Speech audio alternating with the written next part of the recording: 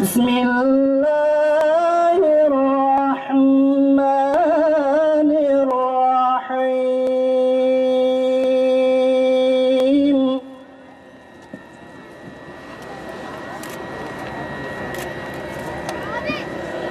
Ma kana Muhammadun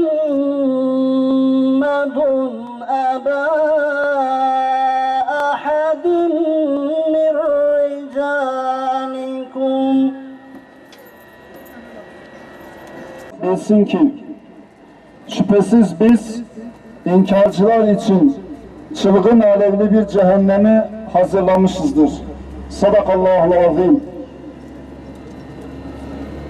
Amerika'da bir grup Yahudi ve Hristiyanın işbirliği yaparak hazırladıkları bir film ile anamız, babamız, evladımız ve canlarımızın feda olduğu Hz. Muhammed Mustafa Efendimiz'e hakaret edildi.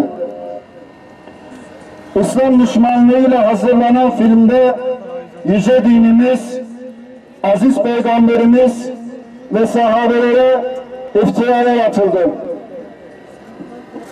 Birkaç sene önce karikatür kriziyle ve Kur'an yakma hadiseleriyle Müslümanların en yüce değerlerine hakaretlerde bulunan küstah Avrupa, İsrail ve Amerika bu defa da bir kutlu tarafından çekilen bir filmle Müslümanlara olan düşmanlıklarını ve kinlerini kusmuşlardır.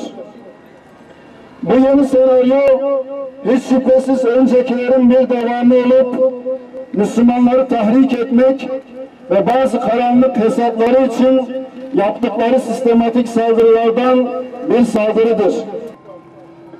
İslam düşmanları kirli dilleriyle yüce peygamberimize hakaret etmekle bir kez daha derin nefretlerini gösterdiler. Amerika ve İsrail, İslam ve Kur'an'ın her geçen gün parıldamasından dolayı çirkin ve nefret dolu bir şekilde öfkelerini kustular. Kahrolsun İsrail! Kahrolsun Amerika!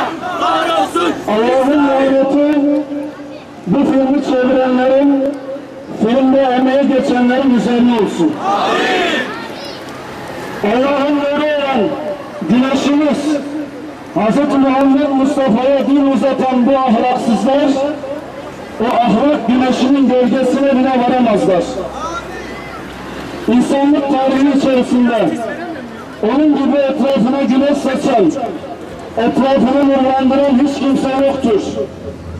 Filmi yapan ve destekleyen alçakların korkuları bu güneştendir. Muhammed'i güneşin doğuşundandır.